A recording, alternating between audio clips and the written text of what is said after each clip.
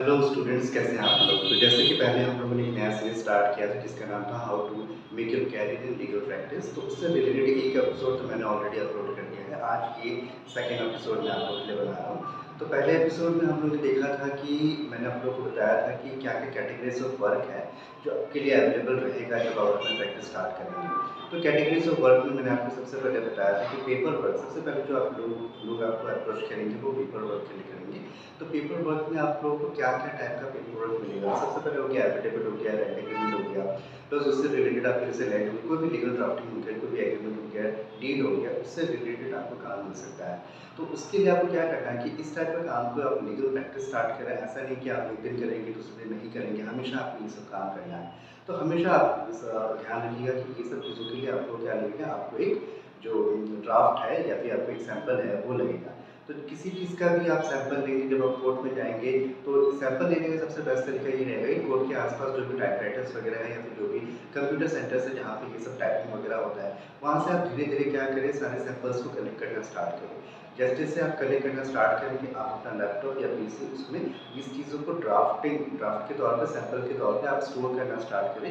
धीरे धीरे क्या होगा, आपके पास में एक सैंपल्स का बहुत अच्छा कलेक्शन बन जाएगा, जिसके बाद शायद आपको किसी और को अप्रोच करने का जरूरत नहीं पड़ेगा। तो इनिशियल स्टेज पे जब आपका सैंपल्स का कलेक्शन कंप्लीट हो जाएगा, कंप्लीट होने के बाद में धीरे धीरे एक्सपीरियंस से ऐसा हो जाएगा कि शायद आपको सैंपल की जरूरत ना पड़े। क्लाइंट जिस टाइप का एग्रीमेंट आपको बनाने बोल रहा है, आप उस टाइप का एग्रीमेंट ऑटोमेटिकली खुद से ड्राफ्ट करके दे सकते हैं। तो सबसे पहले आपको समझना पड़ेगा कि जब भी हम लोग कोई लीगल पेपर ड्राफ्ट करते हैं, कोई भी एग्रीमेंट, कोई भी एफिडेविट बनाते हैं, तो उससे रिलेटेड आपको स्टैम्प पेपर लेना होता है। तो आजकल क्या हो गया, आसाम में स्टैम्प पेपर जो है वो ई स्टैम्प हो गया है। पहले नॉर्मली मैं आपको दिखाता हूँ कि पहले स्टैम्प पेपर कैसा हुआ करता था। पहले स्टैम्प पेपर इस टाइप का होता था जो यूजलेस हो चुका है, अब मैं इसे यूज़ भी नहीं कर सकता क्योंकि अब ये गुवाहाटी या फिर आसाम में ये खत्म हो चुका है। ये फिजिकल स्टैम्प पेपर जो है वो बंद हो चुका है। उसके बाद अभी जो लीगली जो वैलिड है उसमें मैं आपको बताता हूँ कि लीगली वैलिड में ये वाला जो स्टैम्प पेपर है, ये वाला स्टैम्प पेपर अभी चल रहा है, इसको हम लोग स्टैम्प पेपर बोलते हैं। तो ये स्टैम्प पेपर हो गया। स्टैम्प पेपर के बाद में आपको एक एडिशनल पेपर लगा के अपना जो ड्राफ्टिंग है उसे कंप्लीट करना होता है। इसके बाद में इसको नोटराइज और आइडेंटिफाई करने के बाद में, एडवोकेट से आइडेंटिफाई करने के बाद, नोटराइज करने के बाद में ये जो पेपर है वो कंप्लीट हो जाता है। तो आपको इस तरीके से रेडी करना है पेपर्स।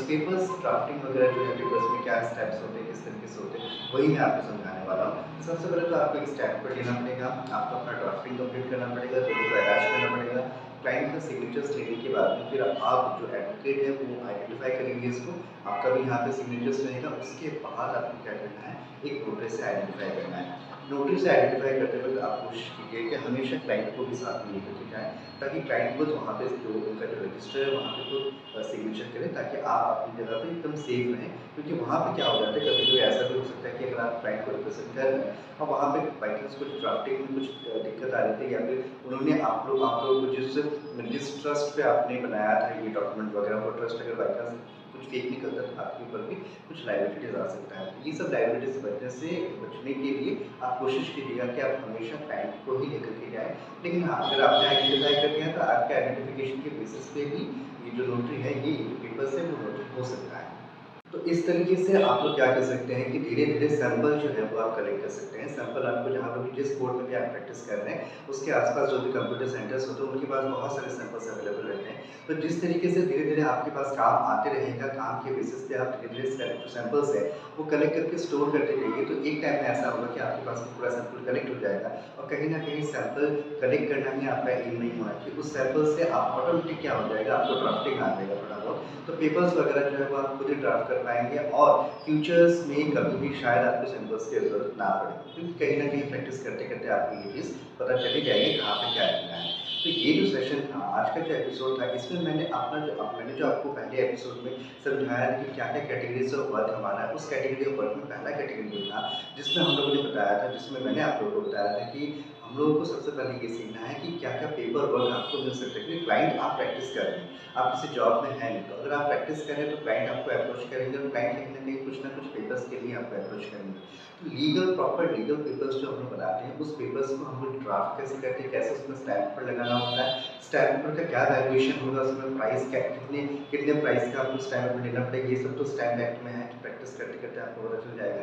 एक्चुअली यहाँ पे मैं पूरा ही डिटेल नहीं देना चाहता, क्योंकि अगर पूरा ए टू जेड में दे दूँगा तो शायद आपको प्रैक्टिस में कुछ भी नया नहीं मिलेगा। आप जैसे जैसे प्रैक्टिस करेंगे आपको खुद ब खुद पता चलता जाएगा कहाँ पे क्या आपको अमाउंट लगाना होता है। नॉर्मली 100 का होता है, अभी जैसे कि आसाम में ये रूल बन चुका है कि अगर आपको कोई एफिडेविट बनाना है तो उसमें मिनिमम 100 रुपीज़ का स्टैम्प पेपर होना चाहिए। तो स्टैम्प पेपर का जो वैल्यूएशन है वो स्टैम्प एक्ट में मिल जाता है आपको, कहाँ पे कितना प्राइस का आपको स्टैम्प पेपर लगाना होता है, उसके लिए आपको कोई प्रॉब्लम नहीं होगी। तो मेरा ये कहना है कि ये वाला जो एपिसोड है इसमें कहीं न कहीं हम लोगों ने ये सीख लिया कि पेपर वर्क को अपने प्रैक्टिस इन फ्यूचर प्रैक्टिस करें तो कहीं न कहीं आपको लॉन्ग टर्म करना है। तो लॉन्ग टर्म के लिए आपको किस तरीके से सारा चीज़ स्टोर करके रखना है ताकि फ्यूचर में आपको दिक्कत ना हो। तो आज के एपिसोड में मैं आप लोग को बस इतना एक्सप्लेन करना चाहता हूँ। नेक्स्ट एपिसोड में मैं आप लोगों को समझाऊँगा कि नेक्स्ट कैटेगरी ऑफ वर्क जहाँ पे हम लोग ने देखा था फर्स्ट एपिसोड में, उस कैटेगरी ऑफ वर्क को आप किस तरीके से हैंडल करें।